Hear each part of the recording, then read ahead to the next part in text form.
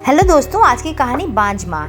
Colwell की आवाज़ सुनकर जैसे ही सुबह सुबह शांतनु ने दरवाज़ा खोला, सामने एक पुराना सा ब्रीफकेस लिए गांव के मास्टर जी और उनकी बीमार पत्नी खड़ी थी। मास्टर जी को चेहरे के हाव भाव से ही पता लग गया कि उन्हें सामने देख शांतनु को जरा भी खुशी का एहसास न हुआ। जबरदस्ती चेहरे पर मुस्कुराहट लाने की कोशिश करता हुआ बोला, अरे सर, आप दोनों बिना बताए अचानक से चले आए, अंदर आइए। मास्टर साहब ब्रीफकेस उठाए अंदर आते हुए बोले, हाँ बेटा, अचानक ही आना पड़ा। मास्टरनी बीमार है, पिछले कुछ दिनों से तेज फीवर उतर ही नहीं रहा, काफी कमजोर भी हो गई है। गांव के डॉक्टर ने एम्स दिल्ली में अविलंब दिखाने की सलाह दी। अगर तुम आज ऑफिस से छुट्टी लेकर जरा वहाँ नंबर लगाने में मदद कर सको तो। नहीं, छुट्टी तो ऑफिस से मिलना असंभव है, बात काटते हुए शांतनु ने कहा। हालांकि अगले हफ्ता शांतनु के ससुराल से सास ससुर और साली आने वाले थे, तो अभी से एक सप्ताह की छुट्टी के लिए सारी तैयारी हो चुकी थी। थोड़ी देर में प्रिया ने भी अनमने ढंग से 2 कप चाय और कुछ बिस्किट उन दोनों बुजुर्गों के सामने टेबल पर रख दिए। सानिया सोकर उठी तो मास्टर जी और उनकी पत्नी को देखकर खूब खुशी से चहकते हुए दादू दादी बोलकर उनसे लिपट गई। दरअसल 6 महीने पहले जब शांतनु एक सप्ताह के लिए गांव गया था, तो सानिया ज्यादातर मास्टर जी के घर पर ही खेला करती थी। मास्टर जी निसंतान थे और उनका छोटा सा घर शांतनु के गाँव वाले घर से बिल्कुल सटा था।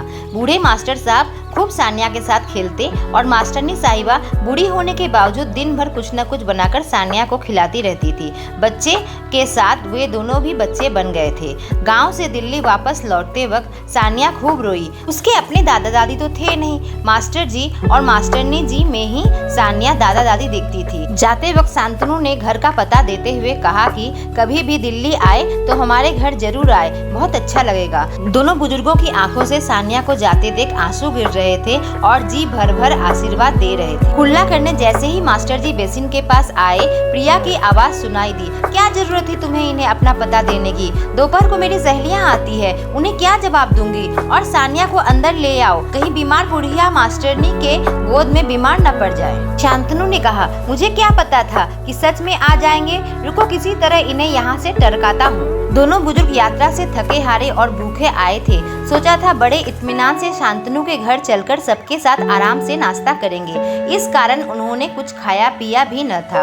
आखिर बचपन में कितनी बार शांतनु ने भी तो हमारे घर खाना खाया है। उन्होंने जैसे अधिकार से उसे उसकी पसंद के घी के आलू के पराठे खिलाते थे। इतना बड़ा आदमी बन जाने के बाद भी शांतनु उन्हें वैसे ही पराठे खिलाएगा। सानिया, मम्मी की तेज आवाज सुनकर डरते हुए सानिया अंदर कमरे में चली गई। थोड़ी देर बाद जैसे ही शांतनु हॉल में उनसे मिलने आया तो देखा चाय बिस्किट वैसे ही पड़े हैं और वो दोनों जा चुके हैं। सानिया की पसंद के अपने हाथों से मास्टरनी जी ने नमकीन बनाकर गांव से लेते आए थे। एक पुराने पॉलीथीन में नमकीन वहीं टेबल पर दोनों बुजुर्ग छोड़ गए थे। पहली बार दिल्ली आए दोनों बुजुर्ग किसी तरह टैक्सी से एम्स पहुंचे और भारी भीड़ के बीच थोड़ा सुस्ताने एक जगह जमीन पर बैठ गए। तभी उनके पास एक काला सा आदमी आया और उनके गांव का नाम बताते हुए पूछा, आप मास्टर जी और मास्टरनी जी है ना? मुझे नहीं पहचाना, मैं कल्लू, आपने मुझे पढ़ाया है। मास्टर जी को याद आया,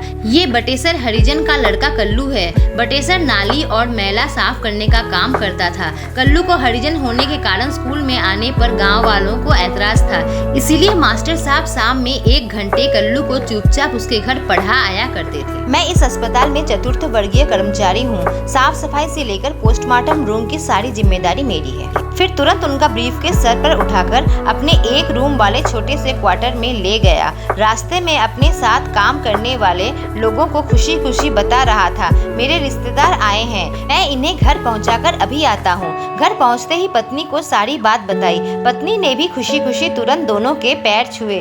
फिर सब मिलकर एक साथ गर्मा गर्म नाश्ता किए। फिर कल्लू की बीवी ने अपनी छोटी सी बेटी को मास्टरनी के गोद में बैठा दिया। बच्ची इन बुजुर्गों के साथ खेलने लगी। कल्लू बोला, आप लोग आराम करें, आज मैं जो कुछ भी हूँ आपकी बदौलत ही हूँ। फिर कल्लू अस्पताल में नंबर लगा आया।